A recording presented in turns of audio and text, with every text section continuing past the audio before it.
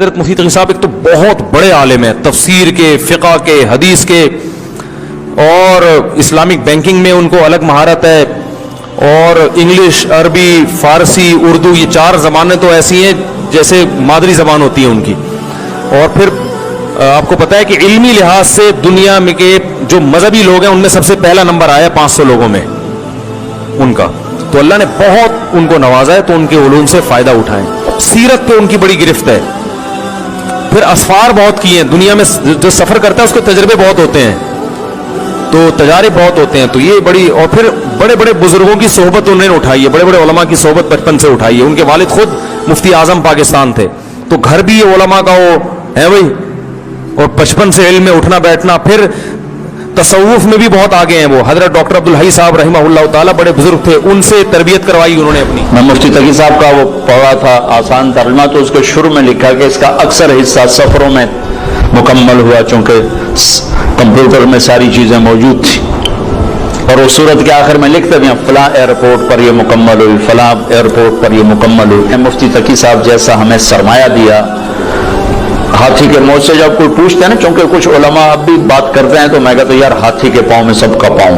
مفتی تقی صاحب نے جب کہہ دیا تو وللضالین آمین.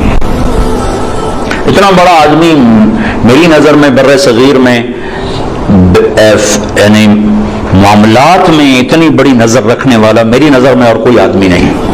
مفتی صاحب کا جہاں تک تعلق ہے، مفتی تقی عثمانی صاحب کا، وہ ایک ایسی محترم اور علمی شخصیت کے مالک ہے کہ جس کا اعتراف عالم اسلامی کرتا ہے، اس کی فقہی اکیڈمیاں کرتی ہیں، امت مسلمہ کی مختلف تنظیمیں کرتی ہیں. خالص علمی شخصیت کے مالک ہیں. وہ مفسر بھی ہیں، محدث بھی ہیں، فقیہ بھی ہیں، بلکہ اگر یہ کہا جائے کہ وہ فقیہ العصر ہے، فقیہ الامت ہے، تو ان پر یہ وصف منطبق ہوتا ہے.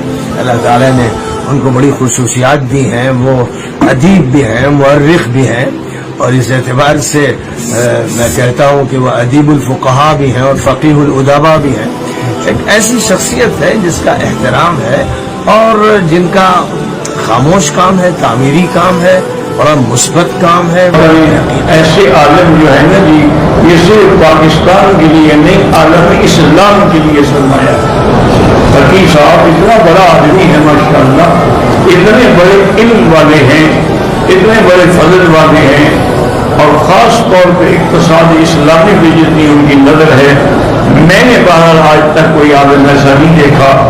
اور جو دارالعلوم ہے ماشاءاللہ، جو کراچی کا سب سے بڑا مدرسہ ہے، صرف اس میں پتہ نہیں دنیا کے علماء طلباء پڑھنے کے لیے آتے ہیں، اور حضرت اس وقت بھی خود بھی بخاری شریف کا درس دیتی ہیں.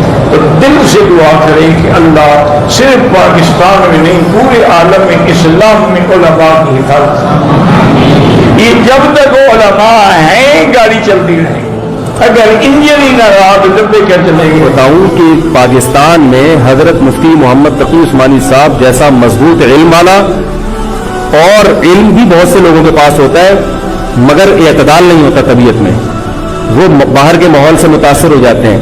حضرت مفتی محمد تقی عثمانی صاحب دامت برکاتہم العالیہ وہ علم میں مضبوط بھی ہیں، اور ان کی جو زبان سے نکلے ہوئے الفاظ یا ان کے قلم سے لکھی ہوئی تحریر بہت ہی نپی تلی ہوتی ہے. ایک حرف بھی اس میں غیر ضروری نہیں ہوتا، اور ایک حرف بھی ایسا نہیں ہوتا جو ضروری ہو اور نہ آیا ہو اس میں. بہت کسی فرقے کی مخالفت بھی کرتے ہیں، بڑی تمیز سے کرتے ہیں. وہ ہم لوگوں کی کیا عادت ہوتی ہے، کسی کے خلاف چلو تو کوشش کرو دائرہ اسلام سے کسی طرح باہر نکل جائے. کوشش یہی ہوتی ہے، وہ نکل نہیں رہا ہوتا تو مجبوراً پھر اس کو مسلمان ماننا پڑتا ہے. کیا خیال ہے؟ کوشش یہ ہوتی ہے کہ اسلام کا جو دائرہ ہے وہ اس میں میں رہوں اور 2-4 میرے مرید رہیں، لیکن چونکہ پبلک اس کو مانتی نہیں تو مجبوراً ان کو بھی دائرہ اسلام میں داخل کرنا پڑا. تو حضرت مفتی محمد تقی عثمانی صاحب کی جو تحریریں ہیں وہ بڑی جاندار ہوتی ہیں. ان کو پڑھا کرو اللہ کے بندوں.